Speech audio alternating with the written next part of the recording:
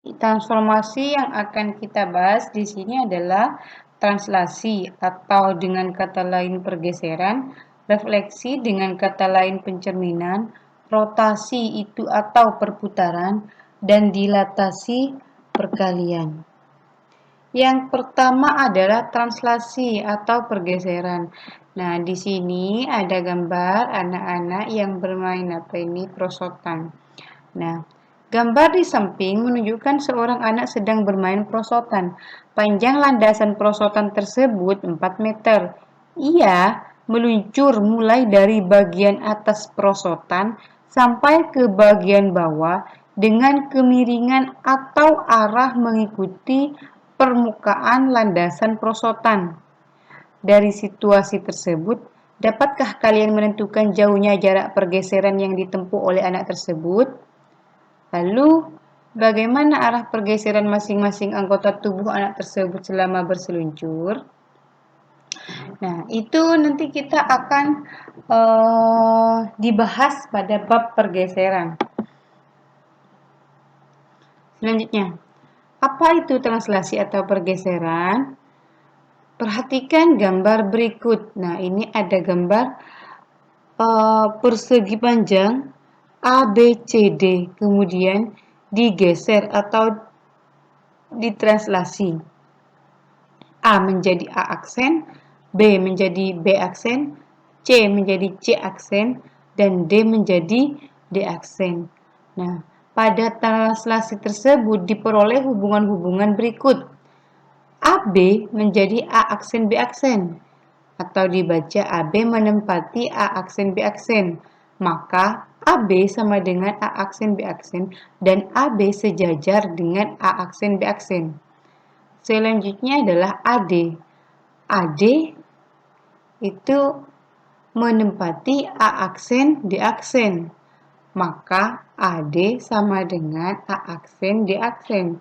Dan AD sejajar dengan A aksen D aksen. Segi 4 ABCD maka menempati segi 4 A aksen, B aksen, C aksen, dan D aksen.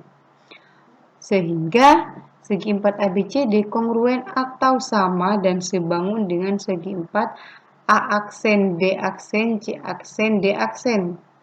Jadi translasi atau pergeseran adalah suatu perpindahan semua titik pada suatu bidang datar dengan jarak besar dan arah yang sama. Suatu translasi dapat diwakili oleh sebuah ruas garis berarah. Oke, jadi poinnya adalah jarak dan arahnya sama. Tuh. Jadi setiap titik yang ditranslasi maka jarak dan arahnya sama. Seperti itu. Oke, selanjutnya adalah contoh soal. Gambarlah persegi panjang EFGH dan bayangannya pada translasi atau pergeseran yang diwakili oleh A. Bagaimana hubungan sisi GF dan bayangannya? B. Bagaimana hubungan bangun EFGH dan bayangannya? Jawab. Gambarlah persegi panjang EFGH, kemudian tentukan bayangannya dengan cara membuat A.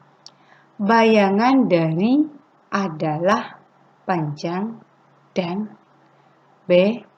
Bangun dan bayangannya yaitu bangun kongruen atau sama dan sebangun. Oke, jadi bagaimana hubungan GF dan bayangannya? GF dan bayangannya ini. GF dan bayangannya.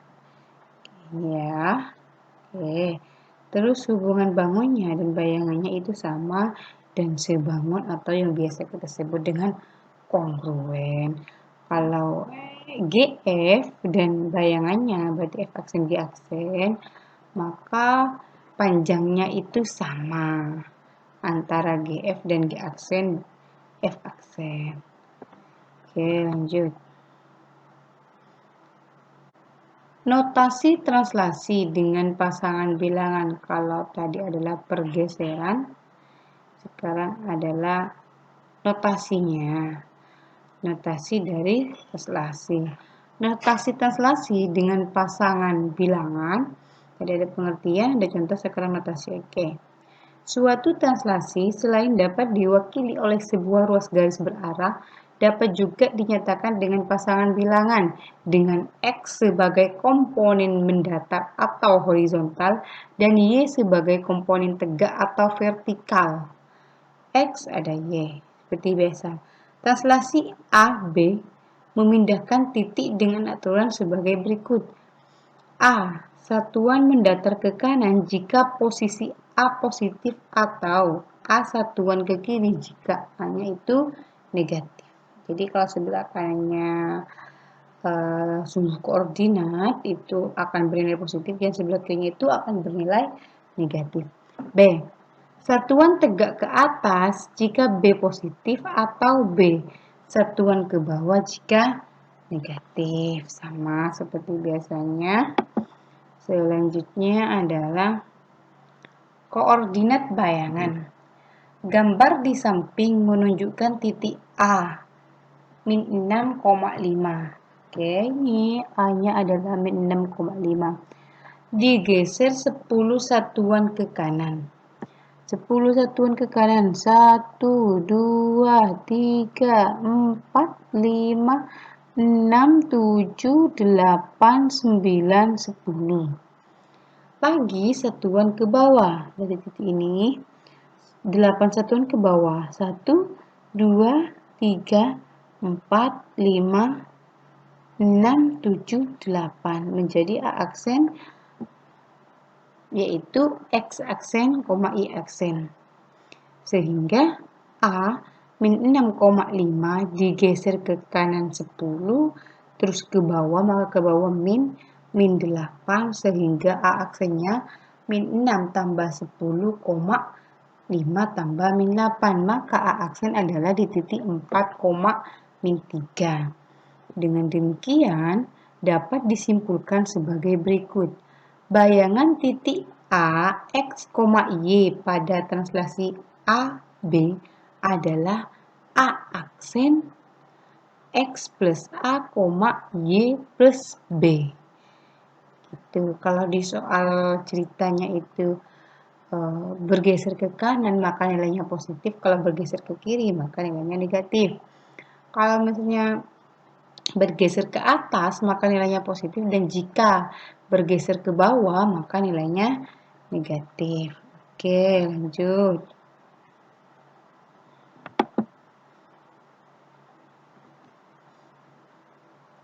Contoh soal lagi. Kalau tadi hanya masalah titik, sekarang kita ada bangun datar segitiga. Titik A 8,3, B 5,3, dan C 10,2 adalah titik sudut pada segitiga ABC. Pada translasi, segitiga ABC dipetakan ke segitiga A aksen, B aksen, C aksen. A. Gambarlah segitiga ABC beserta bayangannya. B. Tentukan koordinat titik A aksen, B aksen, dan C aksen. Maka jawab A. Lihat gambar di samping. Oke, dilihat dari A titik 8,3, B 5,3, dan C 10,2. Ditranslasi atau digeser ke segitiga A aksen, B aksen, C aksen. Sebanyak ini translasinya itu nggak ditulis di sini atau soalnya itu kurang lengkap. Jadi di sini adalah translasinya 8 3, min 8. Ya.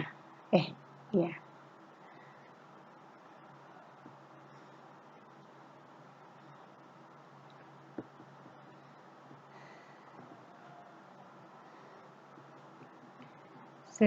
Sehingga min 8,1. Ya. Jadi translasinya di sini adalah min 8,1. min 8 itu karena gesernya itu ke kiri sebanyak 8 kali. Terus plus 1 itu karena geser ke atas sebanyak 1 kali. Ini di sini soalnya kurang. Jadi translasinya itu adalah min 8,1. Oke. Sehingga bayangannya titik A 8,3 adalah A buka kurung 8 tambah min 8, koma. Nah, di sini ada kelanjutannya ya. Di sini koma 3 tambah 1. Maka A 8 tambah min 8 0, 3 tambah 1 4. Sama yang B. Bayangan titik B 5, min 3 adalah B buka kurung 5 tambah min 8, min 3 tambah 1. Maka B buka kurung min 3,2. Dari mana min 3 sama min 2? Min 3 adalah 5 tambah min 8, min 3 tambah 1, 5 tambah min 8. Maka hasilnya min 3. Min 3 tambah 1 hasilnya adalah min 2. Yang perlu kita pahami juga bahwa pada titik koordinat itu kan sudah dibahas juga di kelas 7. Bahwasanya penulisannya adalah X, Y. Jadi nilai X-nya itu wajib ada di depan. Selanjutnya adalah bayangan dari titik C 10, min 2 adalah C buka kurung 10 tambah min 8, min 2 tambah 1. Maka C min 2, min 1. Oke. Yang kedua, kalau yang pertama di transformasi itu ada translasi atau translasi ya. Terus sekarang itu dua translasi yang berurutan. Perhatikan gambar di samping mewakili translasi.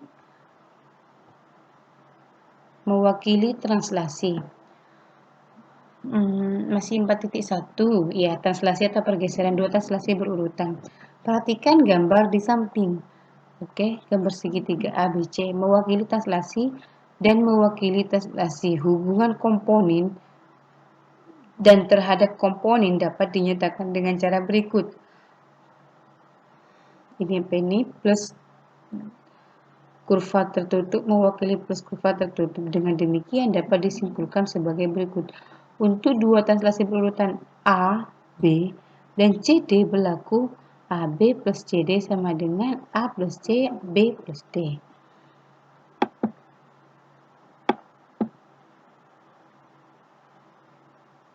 Oke. 4.2. Kalau tadi itu translasi atau pergeseran, maka 4.2 itu adalah refleksi atau transformasi yang kedua itu adalah refleksi atau pencerminan. Refleksi atau pencerminan terhadap garis. A. Bayangan suatu titik. Berdasarkan gambar tersebut dapat diperoleh sifat-sifat yang terdapat pada refleksi atau pencerminan sebagai berikut. Jika titik asal P terhadap cermin garis AB sama dengan jarak bayangan P aksen terhadap cermin garis tersebut 2.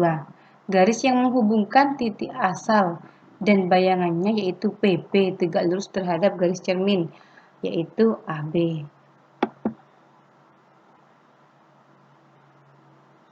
Sehingga refleksi atau pencerminan terhadap garis B. Bayangan suatu garis. Menentukan bayangan suatu garis menggunakan sifat berikut.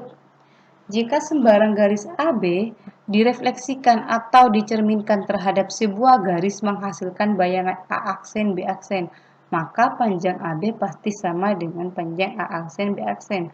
Dan A aksen itu sejajar dengan B aksen. Oke, C. Bayangan suatu bangun. Bayangan suatu bangun diperoleh dengan cara mencerminkan koordinat masing-masing titik sudutnya. Koordinat titik sudut tersebut dihubungkan sehingga diperoleh bayangan bangun tersebut. Oke. Contoh. Kita bisa langsung ke contoh. Perhatikan gambar di samping. Pada gambar tersebut titik A terletak di luar garis PQ. Titik A terletak di luar garis PQ. Gambarlah bayangan dari titik A bila direfleksikan terhadap titik PQ. Jawab. Nah, ini bisa ini diperhatikan ini. Sudah di gambarnya ini adalah ini. Titik A di luar garis PQ. direfleksikan. Oke. Langkah-langkah menggambar bayangan titik A sebagai berikut. I1. Dari titik A, buatlah garis AM yang tegak lurus dengan PQ. Titik A tarik garis lurus dengan PQ menggunakan garis penyiku. Titik 2. Perpanjanglah garis AM sampai A aksen dengan panjang AM dan MA aksen. Titik A adalah bayangan dari titik A pada refleksi terhadap garis PQ. Oke, refleksi pada bidang koordinat A. Refleksi terhadap sumbu koordinat. Gambar di samping menunjukkan refleksi titik A ya, dan B terhadap sumbu-sumbu koordinat. Titik A dan B adalah bayangan titik A dan B pada refleksi terhadap sumbu X. Sedangkan titik A dan B adalah bayangan titik A dan B pada refleksi terhadap sumbu Y. Pada refleksi tersebut, sumbu X diperoleh dari A. Itu titik asalnya adalah 4,2, maka menghasilkan setelah dicerminkan terhadap sumbu X, ini 4,2, dicerminkan terhadap sumbu X, maka hasilnya adalah 4,2. Oke. Yang B, ketika dicermin min 6,4, ketika dicerminkan B aksen dicerminkan terhadap sumbu X, maka menghasilkan min 6,4. Sehingga bisa kita tarik kesimpulan bahwa P A, B itu ekuivalen dengan P aksen A aksen, min. Mohon maaf. P A, B itu ekuivalen dengan P A, min B. Jadi P aksennya itu A, min B. Nah, ini. Atau kalau mau dicari digambar satu-satu boleh. Kalau misalnya lupa pada rumusnya. Oke. Pada refleksi P A, B terhadap sumbu X, maka P A, B itu ekuivalen dengan P aksen A, min B.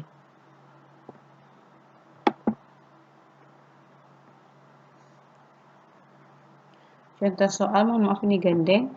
Tentukan bayangan titik P min 12,25 pada refleksi terhadap sumbu Y. Jawab.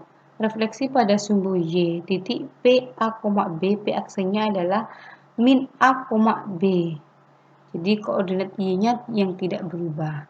Sehingga hasilnya adalah karena min, maka min kali min adalah plus, maka P aksennya adalah 12,5.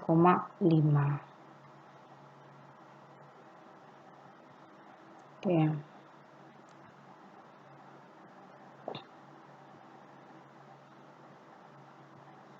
Selanjutnya adalah refleksi pada bidang koordinat. Perhatikan gambar berikut. Oke. Pada refleksi A, B terhadap garis X sama dengan H, maka P A, B itu menghasilkan P aksen dengan rumus 2H min A, B. Nih, bisa ya. Jadi diperhatikan. Pada refleksi P A, B terhadap garis Y sama dengan H, maka P itu sama dengan, mohon maaf,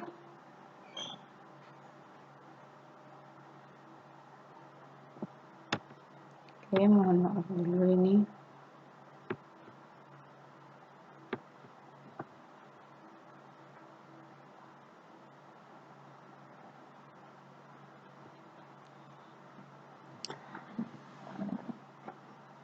Oke. Pada refleksi P A, B terhadap garis Y sama dengan H, maka P A, B itu menghasilkan P aksen A, 2H min B. Jadi kalau direfleksikan terhadap garis X sama dengan H, rumusnya ini. Kalau Y sama dengan H, rumusnya yang di bawah. Oke, kita langsung ke contoh soal. Tentukan koordinat bayangan titik P min 5, min 2 jika direfleksikan terhadap garis dengan persamaan X sama dengan min 1. Jawab. Pada refleksi terhadap garis X sama dengan H, maka P buka kurung A, B itu sama dengan P aksen 2H min A, B. pakai rumus yang tadi, garis X sama dengan min 1. Maka H sama dengan min 1. Kenapa? Karena X sama dengan H. Dimasukkan ke dalam rumus yaitu 2H min A. 2 kali min 1 min. A-nya adalah min 5 sehingga plus kali min min 2 kali 1 2 min kali min plus min 2 tambah 5 3. Nah, di sini Y-nya tidak berubah sehingga yang dicari hanya nilai dari posisi X aksen dengan menggunakan rumus DH min A.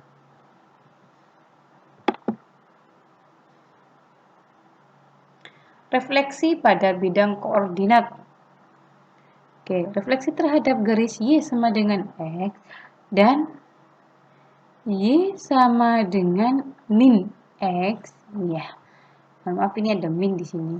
Perhatikan gambar berikut. Nah, ini juga sudah ada rumusnya. Kalau sudah ada rumusnya seperti ini, kita akan gampang.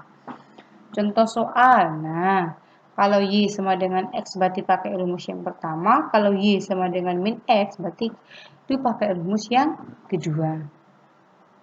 Tentukan koordinat bayangan titik S 12,7 jika direfleksikan terhadap garis dengan persamaan berikut. A, Y sama dengan X, B, Y sama dengan min X. Maka masukkan rumus yang tadi. P, A, B, jika direfleksikan Y sama dengan X, maka masukkan P aksen dibalik B, A. Dimasukkan. Oke. Jadi kalau S-nya 12,7, maka S aksennya min 7,12. B.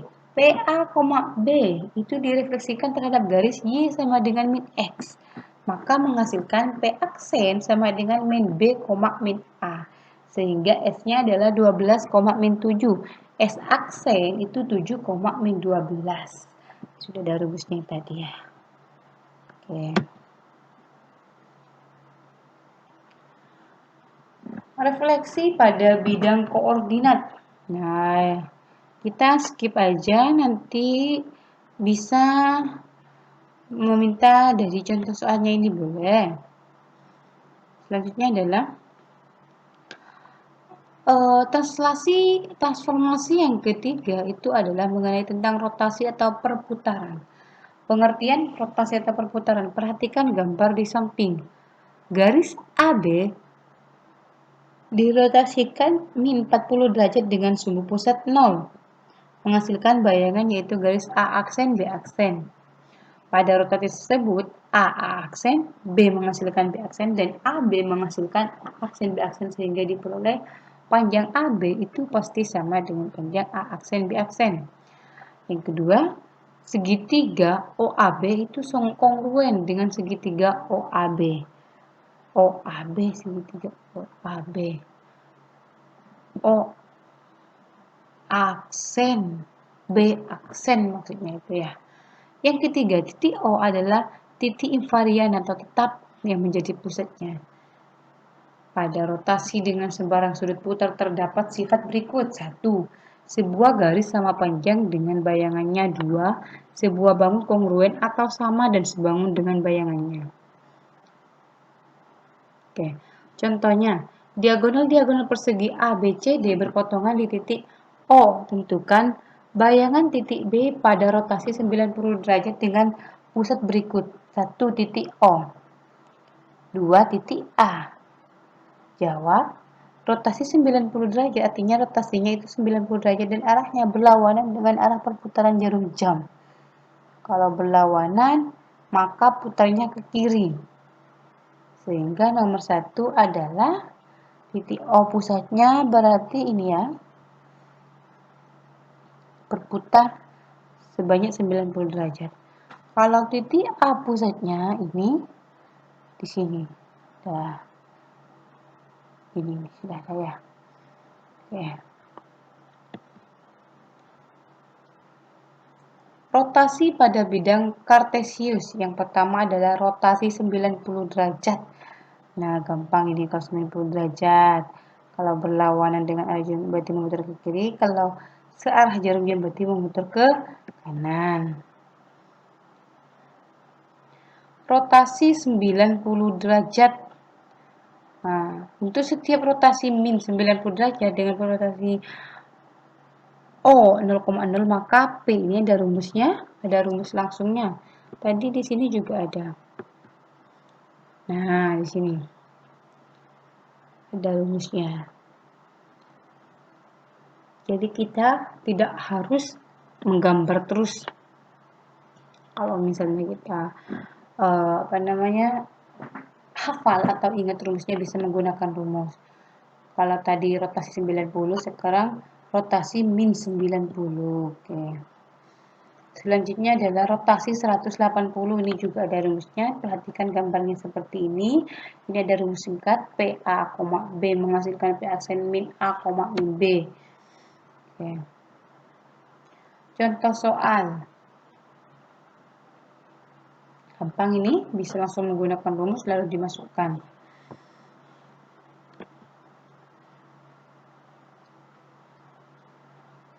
Selanjutnya adalah dilatasi. Jadi transformasi yang keempat itu adalah dilatasi atau perkalian.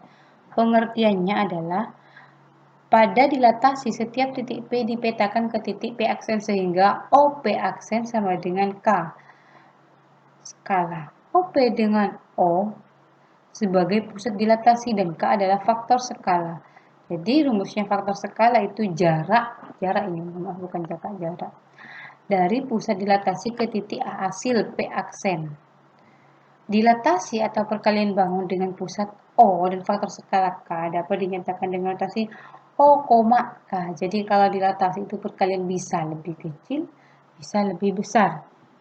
Contoh, pada gambar berikut, bangun asal digambar dengan garis tebal dan hasil dilatasi digambar dengan garis putus-putus.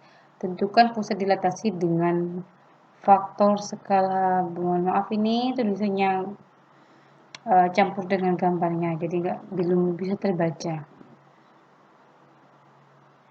Sehingga contoh tadi soal sekarang jawabannya. Untuk menyelesaikan soal ini, perhatikan bahwa pusat dilatasi, titik asal, dan titik hasil atau bayangan harus terletak pada satu garis lurus.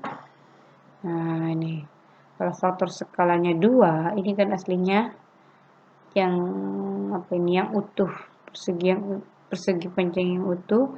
Kalau skalanya 2 berarti itu akan menghasilkan yang lebih besar, tapi kalau skalanya pecahan itu bisa menghasilkan ke yang lebih kecil. Begitu. Faktor skala. Pada dilatasi yang memetakan titik P ke titik P aksen dengan pusat dilatasi O dan faktor skala K, maka berlaku 1. Jika K positif K lebih besar dari 0, maka OP dan OP aksen sama arahnya dengan K sebagai faktor skalanya. Jika K negatif, K lebih kecil dari 0, maka OP dan OP aksen berlawanan arahnya dengan K sebagai faktor skalanya. Dilatasi pada bidang koordinat, perhatikan gambar berikut. Gambar ini di atas, oke. Ini ada A, B. Ada A aksen, B aksen. A aksen 2 dan B aksen 2. Pada dilatasi dengan pusat dilatasi O, di sini titik pusatnya, faktor skala K dengan K positif maupun negatif berlaku rumus berikut. Nah, jadi kalau titik pusatnya itu O atau 0,0, maka P, A, B dilatasi O, K, maka menghasilkan P aksen sama dengan A kali K dan B kali K.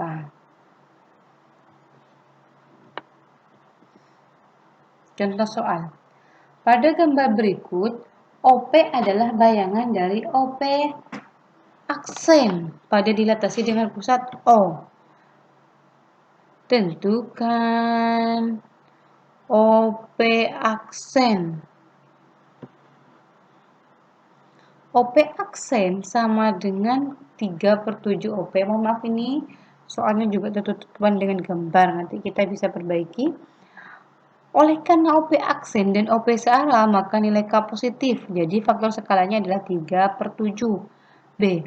Oleh karena OP aksen dan OP berlawanan arah, maka nilai K negatif. Maka OP aksen sama dengan min 5/2 OP atau OP aksen sama dengan min 5/2 itu kan pecahan biasa. Kalau pecahan biasa pembilang lebih besar daripada penyebut, maka bisa dijadikan ke pecahan campuran. Menjadi min 5/2 menjadi min 21/2. Jadi faktor skalanya itu min 21/2. Dilatasi dengan pusat X, S, X, Y. Perhatikan gambar berikut. Diperhatikan gambar. Pada dilatasi dengan pusat S, X, Y, dan faktor skala K positif maupun negatif berlaku rumus berikut. P, A, B, S, X, Y, skala atau K. Maka P aksen K buka kurung A min X plus X, K buka kurung B min Y plus Y. Contoh, tentukan bayangan titik P 8,5 dilatasi oleh S 6,9,2. Nah, 2 ini adalah faktor skalanya, sehingga pakai rumus yang tadi. Dilatasi S 6,9,2 artinya dilatasi dengan pusat 6,9. Jadi pusatnya sudah bukan 0,0 lagi atau O, tapi ada titik lain yang menjadi pusat. Maka pakai rumus yang kedua, yaitu P buka kurung A, B dilatasi dengan titik pusat X, Y dengan faktor skala K, maka P aksen sama dengan K buka kurung A min X plus X, K buka kurung B min Y plus Y. Dimasukkan nilai K-nya 2, nilai X-nya 6, Y-nya 9, A-nya 8, dan B-nya 5, lalu dioperasikan. Oke, terima kasih semuanya. Sampai jumpa lagi di video-video yang lainnya. Assalamualaikum.